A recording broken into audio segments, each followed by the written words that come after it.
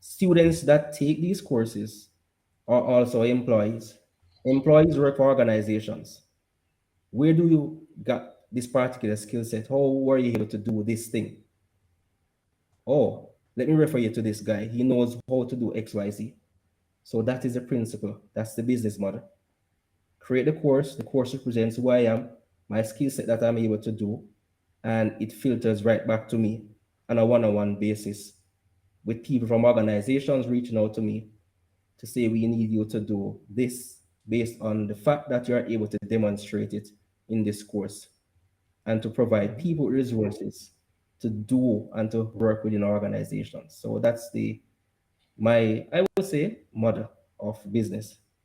Welcome to Secure and Simple podcast. In this podcast, we demystify cybersecurity governance, compliance with various standards and regulations, and other topics that are of interest for consultants, CISOs, and other cybersecurity professionals. Hello, I'm Dejan Kosutic, and I'm the host of Secure and Simple podcast. Today, my guest is Riche Perry. He's an independent cybersecurity consultant and is also the host of Cyber JA podcast. And besides doing his regular consulting work, he's also very active in providing online courses on Udemy. This is a platform for online courses. So in today's podcast, you'll learn some best practices on how to build a portfolio of online courses and how actually these courses can support your consulting practice. Welcome to the show, Riche. Awesome. It's indeed. I'm grateful for this opportunity. So thank you very much for Mm-hmm. having me on your show and to be Yeah. on the other side of the mic. Yep. Great. Nice to have you here. So, Riche, how did you actually become a consultant? What has driven you to go for an independent career? That's a very awesome, also interesting question, I would say. Well, so all of this started way back in COVID. And I Mm-hmm. mean, not many of us like to reflect or to remember about that period of time in history. However, Uh-huh. that was the starting point of my new journey as it relates to my career development. So Mm-hmm. what happened is that at the start of COVID, I lost my job, and then at that point in time, uh, as it relates to the various opportunities that existed, I mean, many Mm-hmm. companies were downsizing, people were being laid off. Yep. So I had to pretty much do an assessment of my career path in terms of where I am now and where do I need to go. And very Mm-hmm. importantly, how do I pivot from state to move forward as a cybersecurity professional? And of course, I mean, trying to apply for various job roles was not one of the easiest things. I mean, there were quite a number of challenges, which possibly might get into. But when I started to look at where I mean, coming from an IT background Mm-hmm. into system administration, all of these things. So I had to find a way to pivot. So I decided that when I was introduced to GRC or to the non-technical aspect of information technology, then that piqued my interest. And then I started to look at my skill set. What was I good at in terms Yep. of information security and those years of experience? And to see, a matter of fact, if I should just to go back just a little bit, having acquired all of those skills, the various courses, the trainings that was being offered to me, I started applying to various jobs, and it was quite challenging. So I recognized Yeah. that, look, I need to take a step back.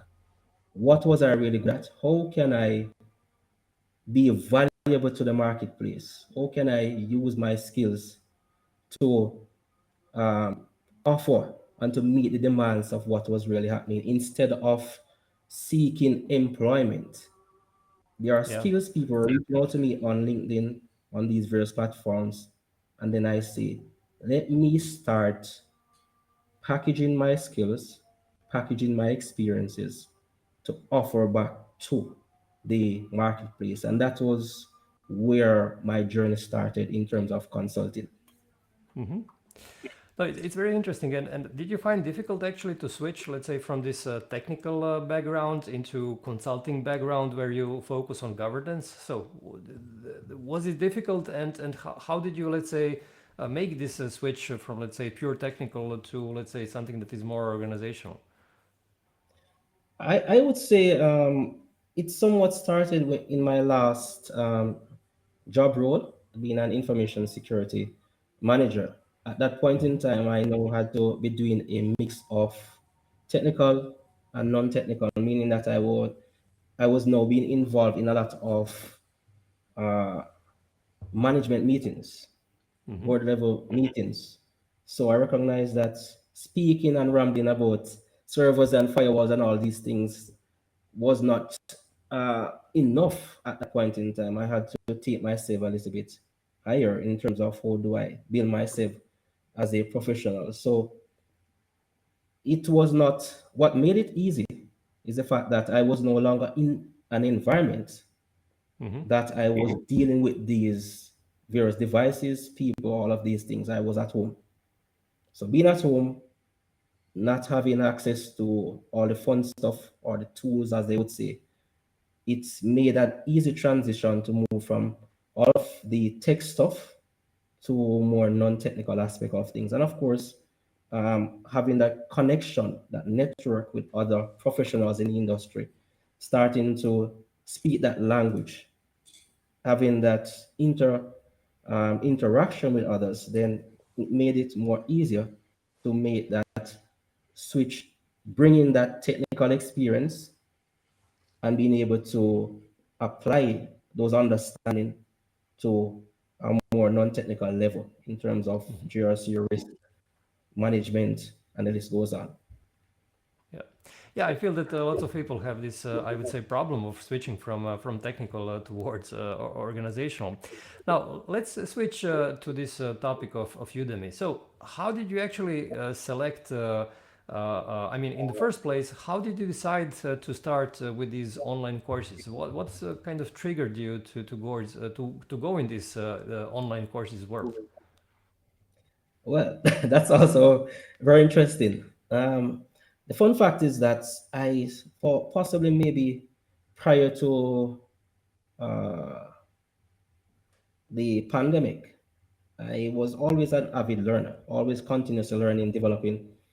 And there was an era within the Udemy platform that gave one the opportunity to create content, to create courses. And for some reason, I started a course. I don't remember what it was, and I left it there. And during that time of trying to get myself back into the job market, searching for sending out multiple applications, having various interviews, and of course, having to go through the various terms and conditions of um, employment, and the list goes on. For some reason, I went back into my Udemy environment just to continue to learn and to develop my skills. And I was saying, interesting. I started this course, I never finished. Let me experiment. It was all about experimentation. And one of my first course of many was best practices for cybersecurity and GRC Mm-hmm. professionals. And this came up as a result of being on LinkedIn, being engaged in various podcasts, listening, reading various articles. During that time, there was a big emphasis on standards and best practices. And I used to search through the various platforms, and I was saying, I do not see anything as comprehensive as this. Mm-hmm. Why not develop? Why not put together something? And I started an experiment. And the experiment started where I created a YouTube channel at the time. And I started to each day, I mean, maybe not consistently, to create best practices videos on various domains and aspects of cybersecurity. And I recognized that people were actually engaging, people were actually asking questions. And I was saying, instead of sending out applications, let me see how well I can actually use this to my advantage. And I did just a rough draft. So nothing was perfect. There was no perfect editing. There was no perfect recording. And I captured all of those daily video recordings and I just put them together and I published it on LinkedIn, on Udemy. And to my surprise, things begin to just keep ticking off like this from 10 students to 100 students to 1,000 students, and the list goes on. And also the increments in revenues. And I was saying that now is the time for me to think of building a business from this in terms of delivering my value. So I revamped the entire course professionally, structured everything, remove all of that old content, and that was the starting point from one course to 19 courses of Wow, so my 19 journey. courses, and I think you have what, more than 15,000 students already, right? Yes, that is what is actually published, but in my backend, it's maybe about 23,000 because it takes some Uh-huh. time to update. Uh-huh. Great, great. This is really a great success. So, if I understood well, you started experimenting, but then you saw that there is this the number of students actually started growing, and then you started to do this more, I would say, systematically, right? Yes, I And am. how do you actually select the topics for the courses? So that's also very interesting. And I was mentioning earlier that by being on LinkedIn, on the various platforms, in various forums, listening to various podcasts, and that's also a very good aspect of being a consultant. Not listen to respond, but listen to understand. So I listen to understand what is it.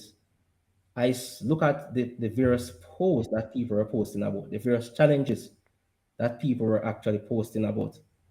And when I look at the challenges, when I look at my experience, my knowledge, and what I was able to put forward as somewhat of a guideline or a resolution, for example, practical compliance management or practical for cybersecurity, there were all the people talking about not having experience in terms of conducting the various assessment, what tools should I use, what challenges are we having.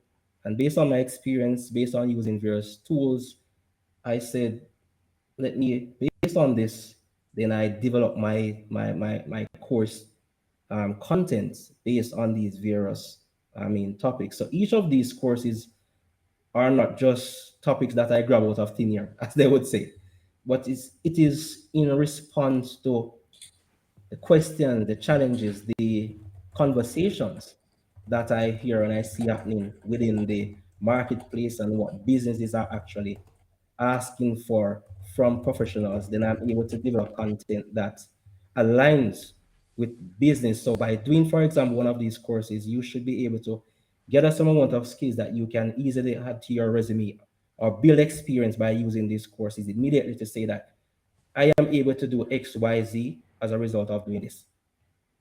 Hmm. Great. So if I understood well, one of the channels through which you got ideas is LinkedIn, right?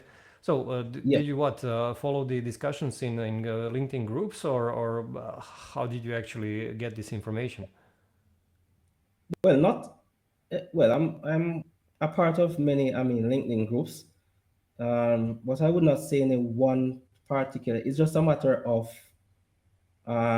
being active on the platform and looking at what people are posting about. Um, One of the things I normally do is to provide feedback to the Hmm. various posts and questions that people ask from time to time. And also, many occasions, there are people who reach out to me, for example, on my Discord server, as well as to DM me on LinkedIn, talking Hmm. about these various challenges and topics. So, by looking at the challenges that they are facing, the questions that they are asking, I'm able to use those and to turn them into research topics. So, Uh-huh. I use the topics and I build my research and I look at my skill set to see what value could I use this in terms of addressing in the markets as a Yeah. professional and then Hmm. develop my content. Yes. Okay, so you also have this Discord channel. So uh, how does this work? I mean, how do you kind of connect the Discord channel with your consulting work with your, let's say, courses that you are developing? Is this interrelated? Yes, they are interrelated. The thing about Discord is that, for example, on LinkedIn, they might be possibly say you do not want to be public. You just want to have that back end space where you're able to share lots of resources. Unlike on LinkedIn, you're not able to really push maybe material in a way that you want to, or to have of possibly close back end conversations and to Mm-hmm. relate to various professionals. Then I'm able to use this to as well with the business to grow the business, especially with my students. I'm able to meet them there to conduct various discussions and to also to listen to what it is that they want. They also inspire the topics that I also Okay. develop to say, hey, we have this problem at our matter of fact, I can give you an instance. I developed a course called Practical Compliance Management, and a student reached out to me to say that within our organization, they were able to pass and to prepare for the HIPAA compliance as a result of using this material. Mm-hmm. So that's the way I'm able to sit, have those conversations, and to create content accordingly to meet Mm-hmm. the demands of the Yeah. marketplace. So if I understood well, for your students on Udemy, you also provide this Discord channel where they can ask additional questions, right? Yes, they do have their community as well. We are Mm-hmm. forming content creators to have these various discussions. Mm-hmm. Okay, great. And you also use this channel to get, let's say, to some new ideas, which you then build into new courses, these kind of things. Um, Yes. is this something? Are you using also this Discord channel for your consulting practice? Is this also useful there? Yes, I would say as well in terms of, I mean, having, well, I really don't use it per se a lot in terms of Mm-hmm. one-to-one communication for consulting. Preferably, I use other platforms in terms of having Uh-huh. those discussions. But at times, you might have people within the Discord that might show interest, or a company or someone from an organization to say, we're having this challenge, let's connect. And then I would take it from there, from Discord to a more private Mm-hmm. connection. So it does open that avenue for companies, organizations to make connections with me in regards Yeah, to yeah. a particular offering. Okay. Now going back to Udemy, so once you actually decide which topic you would like to cover with, let's say, a new course, and how do you then actually define the structure of the course? So basically the lessons that you want to present, and how do you define what you want to say in these lessons? So how do you write the scripts? And if yes, how do you write these scripts? Okay, sure, sure. Quite interesting. Um, Possibly, well, one of the best things is that I am from a teaching background. So I'm actually Uh-huh. a trained um, educator or a teacher. Mm-hmm. So that provides me with a level of structure in terms of being able to first look at a topic, then moving into a course outline. And the thing about this is that developing course content gives me the ability to what they would say freestyle. Mm-hmm. There's no particular way I determine how, the what, the where of directing that particular course so that it actually meets the objectives of the topic itself, and more so ensuring that it fulfills the requirements or the needs of the learner and allows them to be able to take the skills into the marketplace, into the work environment.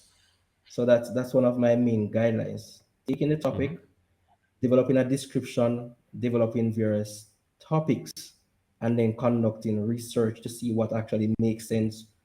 So it's all about brainstorming. There is no perfect script or strategy. At times, some of my recordings are actually spontaneous at the moment. I'm actually recording, an idea comes, and I freestyle right into Mm-hmm. the actual recording. But pretty much I would go through all of my topics. For example, if I'm using PowerPoint, and I would write that script per Yeah. slide in terms of what it is that I want and Okay. take it from there.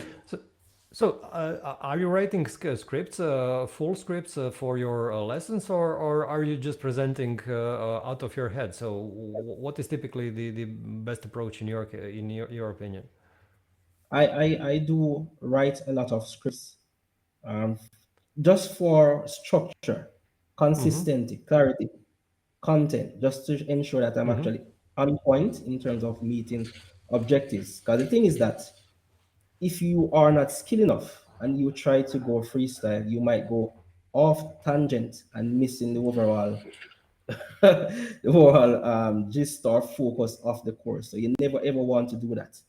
If you are teaching X, if you're trying to bring across X, try to be on point so that the learner is captivated. They Mm-hmm. feel that they're getting something for value and they understand what it is that you're trying to bring across. So that's very important. Mm-hmm. Mm-hmm. And do you find ChatGPT as a good tool to help you write the script, or actually come up with the structure of the course? It has immensely improved on where I'm coming from. Mm-hmm. I can tell you it's one of the best things that has really been helping me so far. I Yeah. mean, I've actually tried a number of various AI platforms that has given me ideas and made my life, I would say, much Mm-hmm. easier in terms of developing content. Yeah, yeah. I also found it. I'm also developing some courses for our company, and yes, I mean, lately since I started using I'm much faster. I'm like at least 5 times faster, when comparing to the, times before ChatGPT. Yes. Of course, I'm always the one, that has to give instructions on what I want, and to review the whole text, and make corrections. But Yes. it's much faster. Yes, it is. Yeah, it's very good. And do you think that by using AI, you're kind of losing your personality or your personal touch in these courses? No, I would not say that, to be honest, because I always try to make my presence known. That's the most Mm-hmm. important thing. Because the thing is, I am doing this as from a consultant perspective. Mm-hmm. So people need to know who I am. They need to know what I'm capable of. They need to know what skill set I have and what it is that I'm actually bringing as value. So as important and as good as AI is in terms of assisting me, I do not allow AI or, for example, AI generated videos, all of these things to really take away from Mm-hmm. the actual content. I try to make my course be created in such a way that you feel as if you're actually in my presence in a classroom or in a office having a conversation, right? So Mm-hmm. regardless of the AI, I try not to allow AI to take over Yeah, the yeah, content. yeah. For example, what I'm doing in this regards is that I upload to ChatGPT the scripts that I have written previously before I started using ChatGPT, and I basically say, look, this is my style. I want I mean, the AI to mimic my style, and Yes, then simply in this way. So basically, it's and again, of course, I do editing after ChatGPT does its thing. So beside, I mean, of course, it's partially AI created text, but still, it has lots of my, let's say, personality in it. So yeah, it's exactly. yeah. Okay, good. So and then once you start recording, so many people think that recording of these courses is a huge problem. It's very hard, so on. So what's your take on this? How do you record so many courses in, let's say, a shorter amount of time? Well, I must say that I want people to understand that, well, I do this as a business and also Mm-hmm. from passion as well.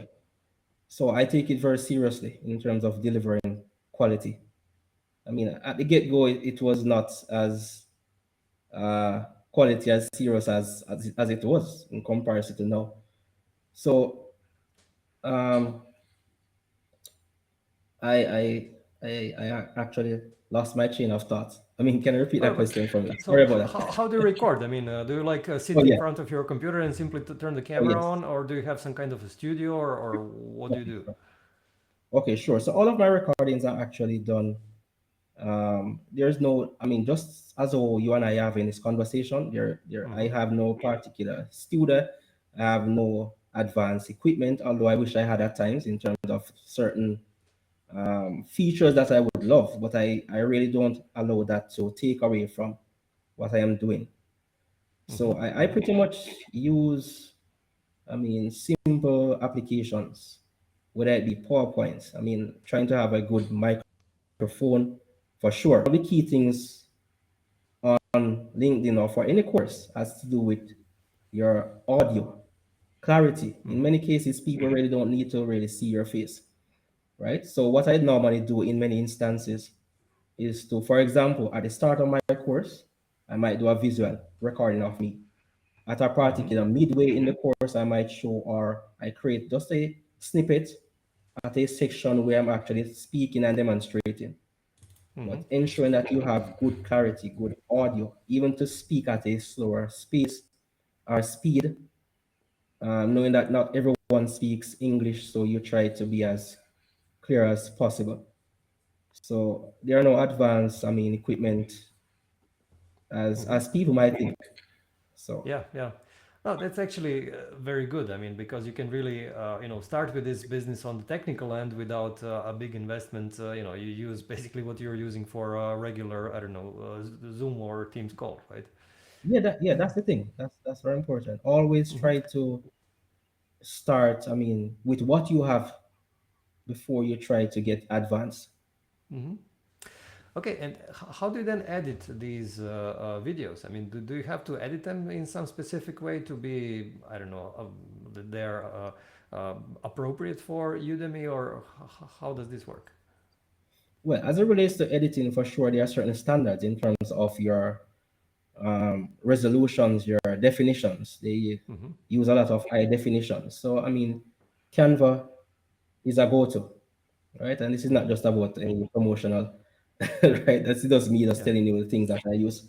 Um, that's one of my go-to tools in terms of once I do my Mm-hmm. recordings, then all the additional features, I mean, converting my videos high definition if I want certain, I mean, graphic or topics or anything that I need to kind of create some amount of uh, energy to my Yeah. courses, then all would be placed there. But I am not so much at this point focused so much on anything that is Hollywood quality, if for choice of a better word.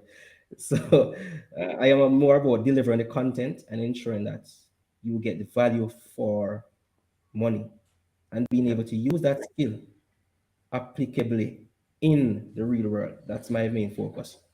Mm-hmm. Well, and from my experience, I mean, these editing tools for videos are really easy to use. I mean, I'm not a graphical designer myself, but I learned it in, I don't know, half an hour or an hour how to use it. So, and it's Yes, really not expensive. I'm not using the same tool. I'm using a different one, but it's what, a couple of maybe $20, $30 per month. So it's obviously not such a big issue for, for starting with this kind of yes, yes. course creation. Yeah. It's far more, Okay. And I then, mean, it's far more affordable now than previously. Yes. yeah, yeah, yeah. And then okay, and then once you start once you publish these courses on Udemy, how do you actually promote them? So how do you get customers? How do you get students? Wow, interesting. Now, this goes back to my groundwork. And when I Mm-hmm. say groundwork, I mean before I even started creating content, our courses per se, building your reputation, building your brand, as they would say, ensuring that you establish yourself to be someone of value, taking that time to, especially with my podcasting, right? That has opened doors to so many people in Mm-hmm. terms of my networking. So having created my presence, my footprint on the internet, I mean, via my YouTube channel, the podcast, always publishing helpful content, responding to Mm-hmm. so many people. I mean, at times it was quite time consuming. I felt burnt out many times, but this allowed me to amass so many people in my network. So Yeah. when I started doing these courses, as soon as I create a content, I would freely give away these courses to my immediate groups that I'm a part of for them to enjoy, to provide feedback, to share, to bring to their organizations. And by doing this, I'm able to create the level of traction because these are the people that actually share this content back with their network, and the list goes on. So Uh-huh. constantly providing daily content and then pointing people to, for example, if I do a particular post and you want to advance your skills in that, gaining more knowledge, then you could think of taking one of these courses. So that's pretty much how Mm-hmm. I go about doing it. And what do you feel? What is, let's say, the best channel of promoting these courses? Is this word of mouth from these students, initial students, or is this, I don't know, LinkedIn or YouTube? What do you feel actually brings you the most of the students? I would say most of well, apart from the marketing that is done by the platform itself, because I mean, there are multiple platforms that these courses are Mm-hmm. offered on. I would say that Udemy has garnered the greatest, sorry, the LinkedIn platform has garnered the greatest, I mean, traffic in terms of funneling into this based on my relation, based on my interaction with Uh-huh. so many people and various networks that are there. Mm-hmm. This is interesting. So, on LinkedIn, are you primarily using your posts on your profile, or are you using direct messages, or what do you find the most effective? I would say post. Mm-hmm. So it's a combination of direct messaging, but my posting, I have various, for example, my Cyber JA group, I have various articles that I publish, I mean, consistently producing this content. So that's my main platform that I use. Mm-hmm. Okay, great, great. And how do you actually make business out of this? So I noticed that these courses on Udemy are what, $10, $20 or so, for students. So how do you actually, is the main business actually out of these fees that you get directly from Udemy, or is there some connection, let's say, to your consulting business? So where's the business model there? Well, that's the interesting thing. The business model is that by doing these courses, uh, and that's a very interesting question, that each of these courses pretty much represents my skill, my area of specialization. So when organizations look and they say, oh, this guy is good at compliance management, or this guy, because I mean, I've had many people, companies reach out to me to develop various content or to work on various areas of project as a result of seeing these content. Each of Mm-hmm. these content or each of these course is like an arm of my skill set. Mm-hmm. It's, for example, let's say that I am the business and each of my arm is represented by one of these courses in terms of my capabilities. Mm-hmm. Mm-hmm. Students that take these courses are also employees. Employees work for organizations. Where do you got this particular skill set? How were you able to do this thing? Cyber J, Riche. Oh, let me refer you to this guy. He knows how to do XYZ. So that is the principle. That's the business model. Create the course. The course represents who I am, my skill set that I'm able to do, and it filters right back to me on a one-on-one basis with people from organizations reaching out to me to say we need you to do this based on the fact that you're able to demonstrate it in this course, and to provide Mm-hmm. people resources. to do and to work within organizations. So that's my, I would say, model of business. This is very interesting. So basically, you're using Udemy as a promotion channel. It's not, if I understood well, as much as about getting these fees from these courses, as No, basically because it's about yeah, building your personal brand, personal, let's say, expert. You're showing your expertise to a potential customers, and this is how you convert them, right? yes, it is. Yeah, it's very interesting. Yeah, very interesting. Okay, and by the way, how did you go for Udemy? I mean, there are other platforms like Coursera, like Khan Academy, many others. So why Udemy? Well, as I mentioned earlier, I had an account with Udemy at the very get go, and it had that feature, that capability to create content. So I was not really like um, signed up with any other platforms at that point in time. Matter of fact, it's at the point of COVID, during COVID, that I started deep diving into studying from various platforms. So as a result, so it wasn't as a in terms of just selecting this, right? But it was as a result of actually having an account with Udemy. They have that platform for doing this. And by doing this, I was then contacted by so many other content developers and content providers to say, look, we love your content, we enjoy what you are doing, we see the work. Can you host your courses? So that gives me more leverage in terms of my footprint in the marketplace. hmm So did you try some other platforms, or you stick only to Udemy for now? Yes, I've tried quite a number of platforms. I mean, that are actually in the market. Uh-huh. And which one turns out to be the best? Is it Udemy or something else?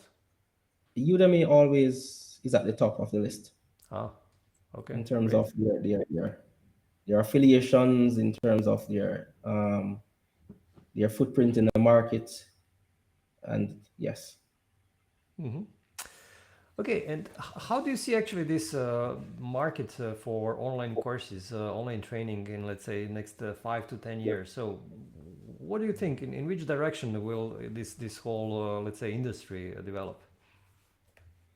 I would say that there will always be a need for training, for teaching, for delivering content.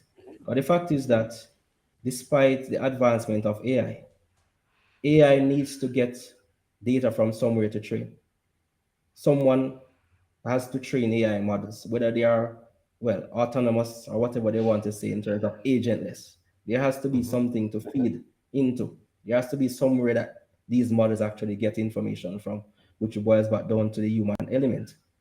So there's always that need for one to one, or people being able to put together their skill sets, their experience, right? Experience is not something that you can actually go into a marketplace and to say, sell me some experience.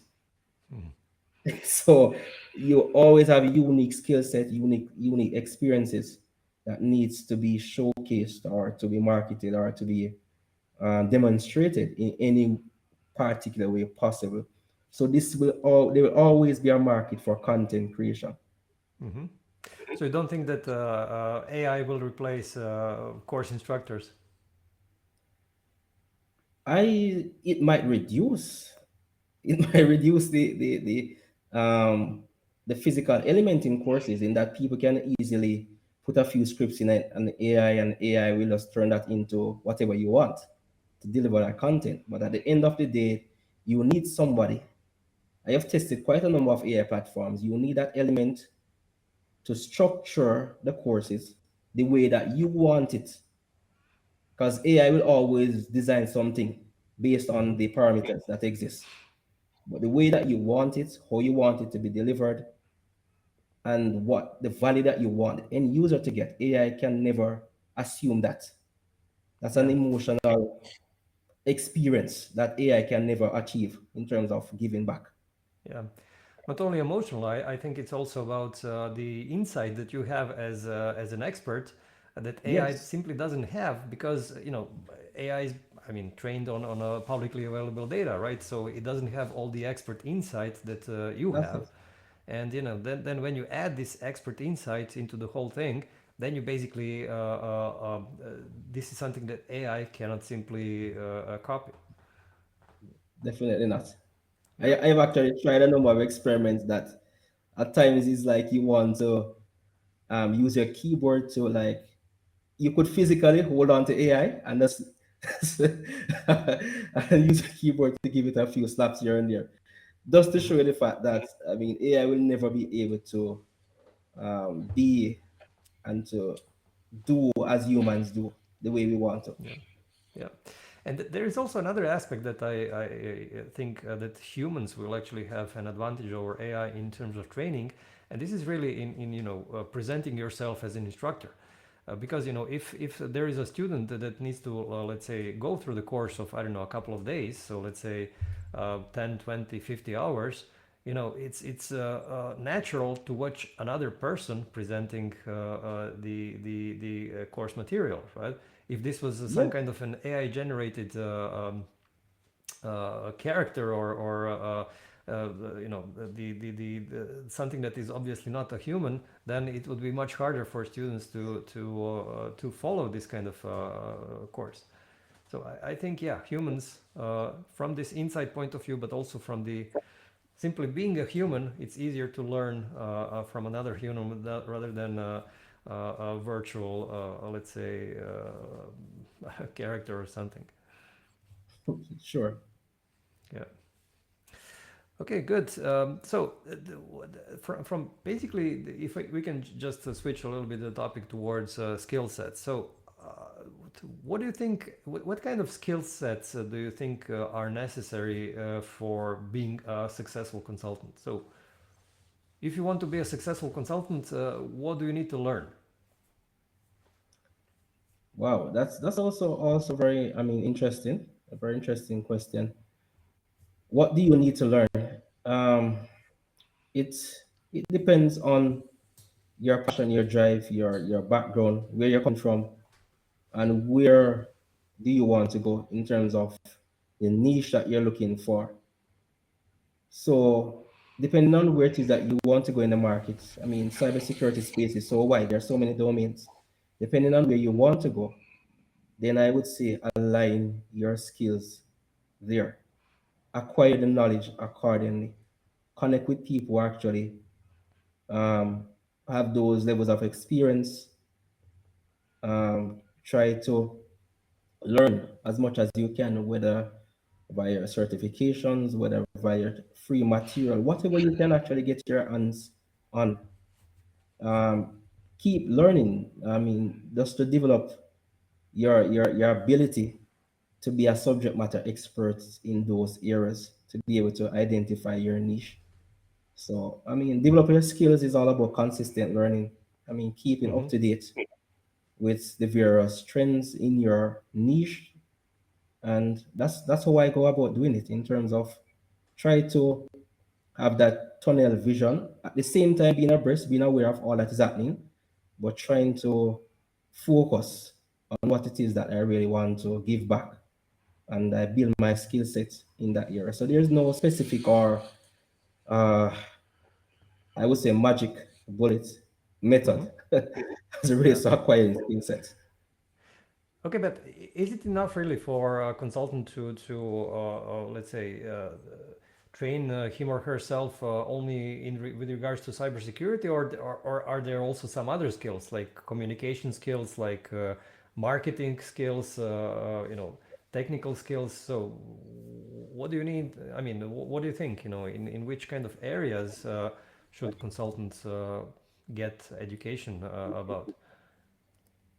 Well, that's also a very good one.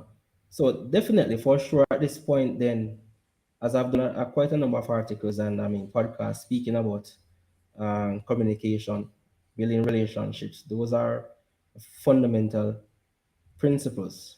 The communication, on taking time to understand organizations. organizational management, operations, the business aspect of things is very important in terms of the economics, the finance, right? Everything that you do from this point forward has to be about business continuity, business alignment. It's no longer just about cybersecurity risk, and we want to implement a particular tool. Whatever you do must be in line with how can I help this particular business or organization operate securely, consistently, be resilient in what they do, in line with their business objectives. So whatever, regardless of what you're doing, you now have to start communicating and putting forward things from a business aspect. So that's a very important skill set that you have to have, that balance between speaking the technical and having that business acumen as a professional. So if you never had that before, I strongly recommend that you connect with people, you learn in terms of business aspect. Yeah. Okay. Great. Great. So let's go towards the end of the interview. So last question. So what would you give kind of a recommendation for other consultants if they want to build these courses on whatever platform, and if they want to kind of build their own personal brand? What are kind of the key things really to focus on? Well, very important is to know what you're about first. You will need to identify what it is that you want to offer, and then you try your best to represent that as a professional. So make yourself known. That's very important. You must make yourself known in the marketplace. If people do not know who you are, what you are about, do not expect people to come running to you, right? As a business. And at times people try to create fancy businesses. They create the most fancy websites and they do all these various things, but there's no presence. No one knows who they are, what they do, what value. So one of the key things is that do not focus on revenue or creating just for the sake of um, monetary gain. One of my main focus and skills or values or advice I would give is always try to think of what value can I provide? Who can I help with the skills that I have? Try to have people interest at heart, right? So once people recognize that you are truly someone who is not just I've come across this podcast is not enough for me to really share some experiences of people who are just in this, all they need is for you just to sell you something. That's all they want. There's no Yeah. interest about what you are doing, how do you survive, how do you operate. So you have to have passion for what you do and to really um, have that zeal for people in terms of the services that you offer as a professional. Okay, great. So I think this is a great kind of conclusion for today's podcast. So I think this was very very insightful. Great, great. Way to really build these courses and build your consulting profile. So thanks again for this insight, Riche. It's been a pleasure talking to you. Sure, I do. To enjoy the conversation, and thanks for having me on your show, and I wish you all the success. Yeah. Thanks again for joining us. And thanks everyone for listening or watching this podcast. And see you again in 2 weeks' time in our new episode of Secure and Simple podcast. Thanks for making it this far in today's episode of Secure and Simple podcast. Here's some useful info for consultants and other professionals who do cybersecurity governance and compliance for a living. On Advisera website, you can check out various tools that can help your business. For example, Conformia software enables you to streamline and scale ISO 27001 implementation and maintenance for your clients. white label documentation toolkits for NIS2, DORA, ISO 27001 and other ISO standards enable you to create all the required documents for your clients. Accredited lead auditor and lead implementer courses for various standards and frameworks enable you to show your expertise to potential clients. And a learning management system called Company Training Academy with numerous videos for NIS2, DORA, ISO 27001 and other frameworks enable you to organize training and awareness programs for your clients' workforce. Check out the links in the description below for more information. If you like this podcast, please give it a thumbs up. It helps us with better ranking, and I would also appreciate if you share it with your colleagues. That's it for today. Stay safe.